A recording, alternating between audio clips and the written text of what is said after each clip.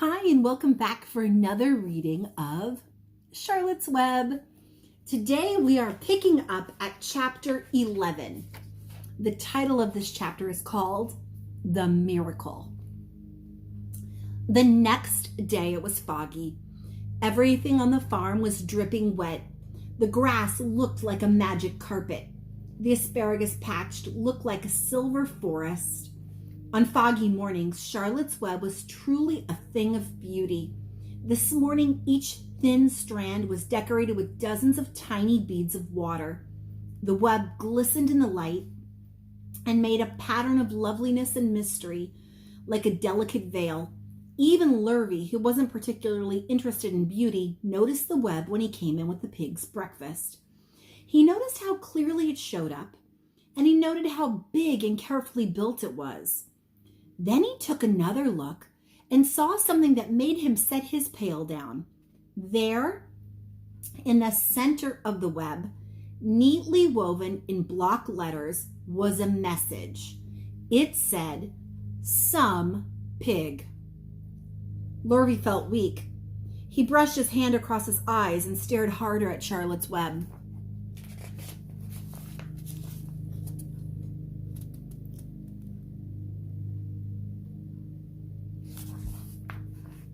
"I'm seeing things," he said. He dropped to his knees and uttered a short prayer. Then, forgetting all about Wilbur's breakfast, he walked back to the house and called Mr. Zuckerman. "I think you'd better come down to the pig pen," he said. "What's the trouble?" asked Mr. Zuckerman. "Anything wrong with the pig?" "Not exactly," said Lurvy, "but come and see for yourself." The two men walked silently down to Wilbur's yard. Lurvy pointed up to the spider's web. "Do you see what I see?" he asked. Zuckerman stared at the writing on the web. Then he murmured the words, "Some pig." Then he looked at Lurvy. Then they both began to tremble. Charlotte, sleepy after her night's exertions, smiled as she watched. Wilbur came and stood directly under the web. "Some pig," murmured Lurvy in a low voice.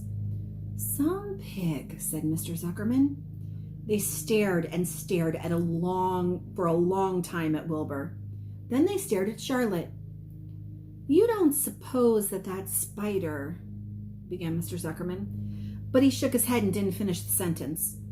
Instead, he walked solemnly back to the house and spoke to his wife. "Edith, something has happened," he said. He went into the living room and sat down, and Mrs. Zuckerman followed. "I've got something to tell you, Edith," he said. "You'd better sit down." Mrs. Zuckerman sank into a chair. She looked pale and frightened. "Edith," he said, trying to keep his voice steady, "I think you had best be told that we have a very unusual pig." A look of complete bewilderment, that means like she was puzzled, like what, came over Mrs. Zuckerman's face. "Homer Zuckerman, what in the world are you talking about?" she said. "This is a very serious thing, Edith," he replied. "Our pig is completely out of the ordinary." "What's unusual about the pig?" said Mrs. Zuckerman. "Well, you see, I don't really know yet," said Mr. Zuckerman, "but we have received a sign, Edith, a mysterious sign. A miracle has happened on this farm. There is a large spider web in the doorway of the barn cellar, right over the pig pen. And when Lurvy went out to feed the pig this morning, he noticed the web because it was foggy. And you know how spiders' webs look very distinct in the fog? Well, right spang in the middle of the web, there was the words, 'Some pig.' The words are woven right into the web. They're actually part of the web, Edith. I know because I've just been down there and I've seen them. It says 'some pig,' just as clear as can be. There can be no mistake about it. A miracle has happened and a sign has occurred here on earth, right here on our farm. And we have no ordinary pig." "Well," said Mrs. Zuckerman, "it seems to me you're a little off. It seems to me we have no ordinary spider." "Oh no," said Zuckerman. "It's the pig that's unusual. It says so right there in the middle of the web." "Maybe so," said Mrs. Zuckerman, "but just the same, I intend to have a look at that spider." "Well, it's just a common gray spider," said Mr. Zuckerman. They got up and together walked down to Wilbur's yard. You see, Edith, it's just a common gray spider. Wilbur was pleased to receive so much attention. Lurvy was still standing there, and Mr. and Mrs. Zuckerman, all three, stood there for about an hour reading the words in the web over and over and watching Wilbur. Charlotte was delighted with the way her trick was working. She sat without moving a muscle and listened to the conversation of the people. When a small fly blundered into the web just beyond the word pig, Charlotte dropped quickly down, rolled the fly up, and carried it out of the way. After a while, the fog lifted, the web dried off, and the words didn't show up so plainly. The Zuckermans and Lurvy walked back to the house. Just before they left the pig pen, Mr. Zuckerman took one last look at Wilbur. You know, he said in an important voice, I've thought all along that pig of ours was an extra good one. He's a solid pig as solid as they come. You notice how solid he is around the shoulders, Lurvy? Sure I do, said Lurvy. I've always noticed that pig. He's quite a pig. He's long and he's smooth, said Mr. Zuckerman. That's right, said Lurvy. He's smooth as they come. He's some pig.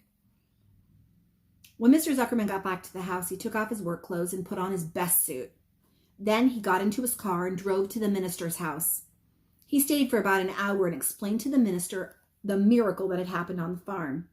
So far, said Mr. Zuckerman, only 4 people on earth know about this miracle. Myself, my wife Edith, my hired man Lurvy, and you. Don't tell anybody else, said the minister. We don't know what it means yet, but perhaps, if I give thought to it, I can explain it in my sermon next Sunday. There can be no doubt that you have a most unusual pig. I intend to speak about it in my sermon and point out the fact that this community has been visited by such a wondrous animal. And by the way, does the pig have a name? Why, yes, said Mr. Zuckerman. My little niece calls him Wilbur.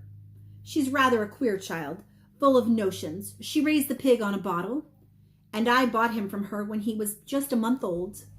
He shook hands with the minister and left. Secrets are hard to keep. Before Sunday came, the news had spread all over the county. Everyone knew that a sign had appeared in the spider's web in Zuckerman's place. Everybody knew that the Zuckermans had a wondrous pig. People came from miles and miles around to look at Wilbur and to read the words in Charlotte's web. The Zuckermans' driveway was full of cars and trucks from morning till night. You see all the people gathered around? There's a bunch of people gathered around. Fords, Chevys, Buick Roadmasters, and GMC pickups and Plymouths, and Studebakers and Packards and DeSotos with transmissions and Oldsmobiles with rocket engines and Jeep station wagons and Pontiacs. The news of the wonderful pig spread clear up into the hills, and farmers came rattling down in buggies and buckboards to stand hour after hour at Wilbur's pen admiring the miraculous animal. All they said was that they had never seen such a pig before in all their lives. When Fern told her mother that Avery had tried to hit the Zuckerman spider with a stick, Mrs. Arable was so shocked that she sent Avery to bed without any supper as a punishment. In the days that followed, Mr. Zuckerman was so busy entertaining visitors that he neglected his farm work. He wore his good clothes all the time now, got right into them when he got up in the morning. Mrs. Zuckerman prepared special meals for Wilbur. Lurvy shaved and got a haircut, and his principal farm duty was to feed the pig while people watched. Mr. Zuckerman ordered Lurvy to increase Wilbur's feedings from 3 meals a day to 4 meals a day. The Zuckermans were so busy with visitors that they forgot about the other things on the farm. The blackberries got ripe. Mrs. Zuckerman failed to put up any blackberry jam. The corn needed hoeing, but Lurvy didn't find time to hoe it. On Sunday, the church was full. The minister explained the miracle. He said that the words on the spider's web proved that human beings must always be on a watch for the coming of wonders. All in all, the Zuckerman's pig pen was the center of attraction. Fern was happy, for she felt that Charlotte's trick was working and that Wilbur's life would be saved. But she found that the barn was not nearly as pleasant. Too many people. She liked it better when she could be alone with her friends, the animals. And that, my friends, is the end of chapter 11.